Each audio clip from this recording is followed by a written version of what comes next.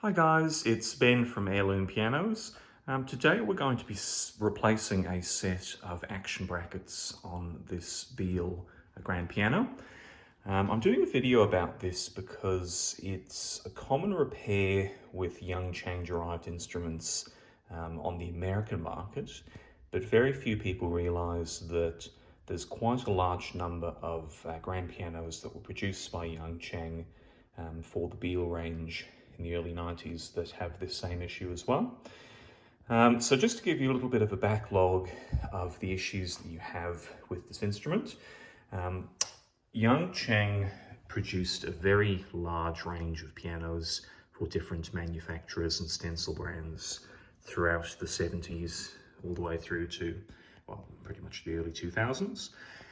And in a number of models from 1990 to 1994, there are issues with the action brackets of the piano. I'll explain what these are in a second, but I've got the replacement set here all ready to go. Now, the issue that you have with the action brackets, and we'll just use one of these as a new demonstration to give you an idea of what happens, is the aluminium alloy that was used in the crafting of these wasn't designed particularly well, and can quite often warp and expand in the wrong sort of environmental conditions.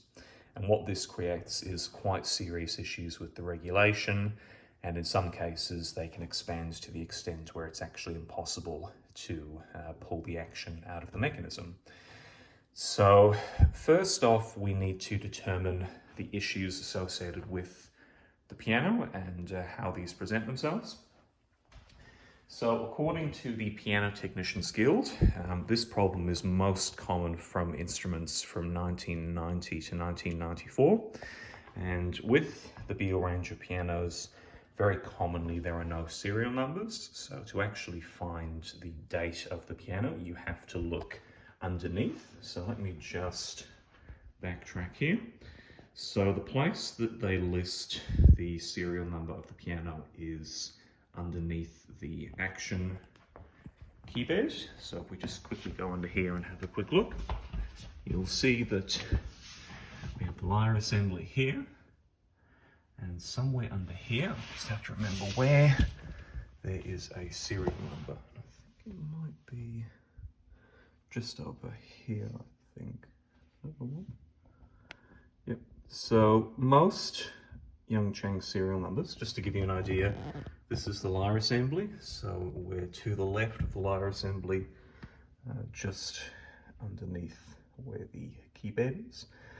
So this G is indicative that the piano was manufactured by Young Chang, 06, and I'm struggling to read the rest of these, but I've previously dated this, and this is a 1991 piano. So this falls within the range of issues, or the range of pianos that have this issue. The other common issue that you have with these pianos is very strange regulation or lack of regulation with the mechanism. So I was contacted by this customer as he wasn't particularly happy with the tone of the piano, but also he found the action and the way it plays to be quite unsatisfactory. Now, if we have a quick look, just playing some keys here, you'll see that the set-off is actually quite good here. The checking is a long way back, much more than 15 millimeters. But if we have a look at the actual top of the instrument, you'll see, if we just move here, that the set-off and drop doesn't occur at all. So the hammers are literally just checking straight onto the strings, and that's consistent throughout the entire range. And you can see that the checking is absolutely miles out now. So they're usually the big indicators that there are issues with the action brackets. I have one other instrument that has the same problem, except it's actually much worse than this. And you actually find that the hammers just block straight onto the strings themselves. So looks like it's mostly prevalent at the top here, but we'll take this apart and do an actual official check in a minute and see how bad things are. All right, so we have the action out of the piano. Now there's one fairly easy way to determine whether the brackets are faulty or not. So we've seen that the regulation's not particularly flash, but the way to diagnose officially if there are issues with the bracket is to measure the action spread. So as you can see here, this rail is attached to the bracket, and this rail here, which holds the weapon assembly, is also attached to the bracket but has a degree of adjustability. So you can obviously loosen this and adjust forward and aft depending upon the action spread. Now, according to the manufacturer, the action spread out of the factory should be 112.5 for this model. And what they mean by that is the distance from the center pin of the hammer flange to the center pin of the whipping flange. So this should be 112.5. Any deviation beyond that determines that there are expansion in the joins. So I've preset this so that it is, I've locked it into its desires or the distance between. And just looking on the calipers, we will see that we're sitting at about 114. So there's about a 1.5 mil deviation, which doesn't sound like much, but in respect of the alignment of the mechanism, the fact that the checking is quite badly affected is because as this moves forward, the checks here move out of relation to the position of the hammer tail. And obviously, as I said before, there's very little set-off occurring with the mechanism. And the reason for that is that the alignment of the jacks to the set-off buttons also moves as well as the positioning of this to the actual weapon. So what we're going to do now is remove the action from the stack, and then we're going to replace these one at a time and just realign the positioning of these to here at 112.5. Hopefully that should sort out most of the issues. I'll give you a quick video to see how that's gone. Sometimes the biggest issue with these pianos is that quite commonly people will notice the regulation problems and just re-regulate the piano. That's more of a band-aid fix in that it will potentially fix the problem for a little while, but because these tend to expand further, it's not going to be a particularly stable regulation.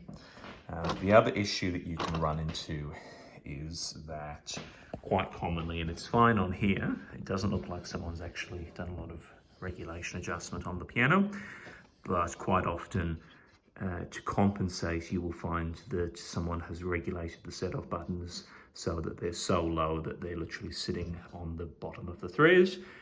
So quite often in a lot of situations, most of the work is actually fixing the regulation that's been done and actually realigning it back to where it should be with the current action geometry and spread.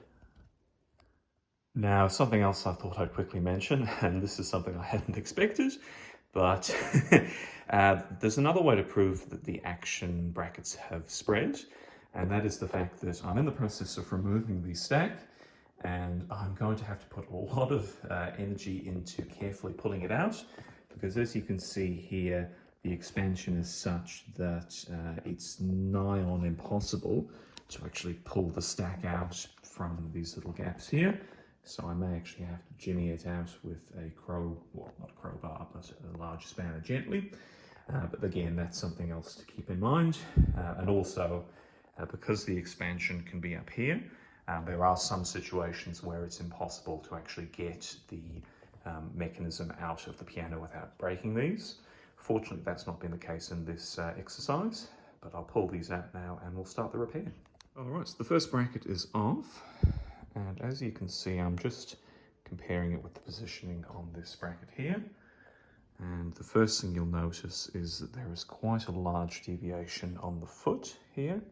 So as you can imagine, that would really leapfrog the action forward this way. and of course create all sorts of issues with the spread and the geometry. So we'll install this now, and all other 3 brackets. Now this is a fairly small size of instrument. This is a G175. With a larger scale 7-foot or even 9-foot piano, there may be 5 brackets. So it pays to go and inspect the piano first, just to clarify with the supplier to determine where you can get these from.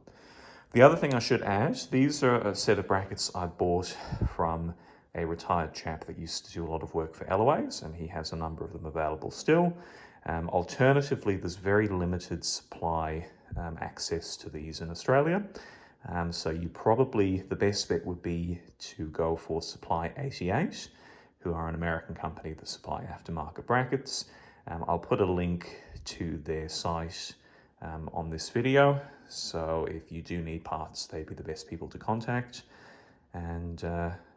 But any questions about numbers or any sort of issues like that, feel free to send me a message on the YouTube channel. All right, so we've tentatively attached the first bracket, and what we're going to do now is just align the action spread of the mechanism. So first off, we've tightened this screw here. So this little one here has been tightened, and this little one here has been tightened as well. And that's essentially a fixed position in the geometry. Now, as you can see, this little aluminium rail which holds the weapon assembly on has a degree of variability. So underneath here, there's actually a little screw, and you can adjust the positioning of that.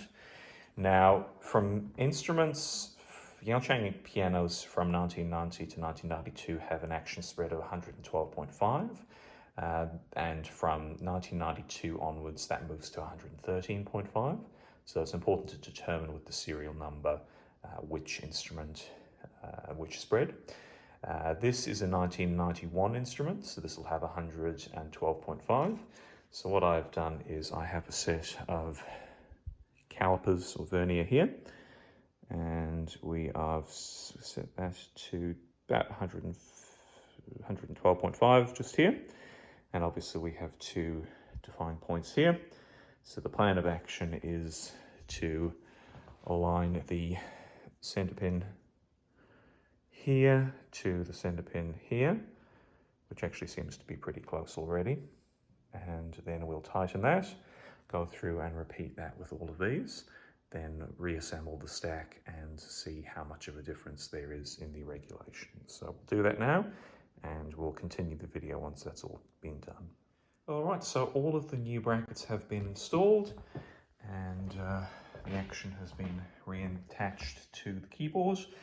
The only thing I'd say, part of this is just, I guess, good habits with reassembly, but because the spread changes quite drastically, there is a chance that you may invariably have to re-drill the holes on the keyboard. And obviously when you're reattaching these things, the best thing to do is make sure you put the straight screws in first, and then obviously the angled screws go in last. Just having a quick look at the old brackets, and even without any sort of tangible evidence, it's quite obvious to see that these have failed. So if you have a look here, you'll see that there's cracking, especially on the bottom of the brackets, and that's a pretty dead giveaway that they have moved. And you can see with most of these that the majority of the movement tends to be in the toes. So if we have a look here, you'll see that that's actually kind of warped off in this direction. Of course, that wreaks havoc with the action geometry and the regulation. So we'll put the action back in and see how the regulation has fared. That'll be quite interesting. Right, so the action is back in the piano, and no big surprises here. The regulation is still looking pretty atrocious. We've got checking you could back a truck through, but interestingly enough, the issues that we had with the hammers blocking before have been resolved. They're just no longer actually setting off. So I suspect a lot of these issues started in the factory before the regulation process, but from now on we're just going to be doing standard regulation, mostly working on the issues associated with the action mechanism, so checking, drop, set off, hammer blow, and then kind of working, and obviously things like jack, height and positioning as well. And then we'll kind of work our way through the rest of the regulation procedure. In terms of how long it's taken to get to this point, it's just been on an hour, but that's been including me making a video. So I suspect if you were doing it without that handicap, you might be a little bit quicker. But of course, as you can see here, most of the issue pertains to the regulation and how much is necessary to touch up. So thank you for watching, and like I say, if you have any questions about the procedure or the repair, feel free to send me a message or leave a comment below. See you next time.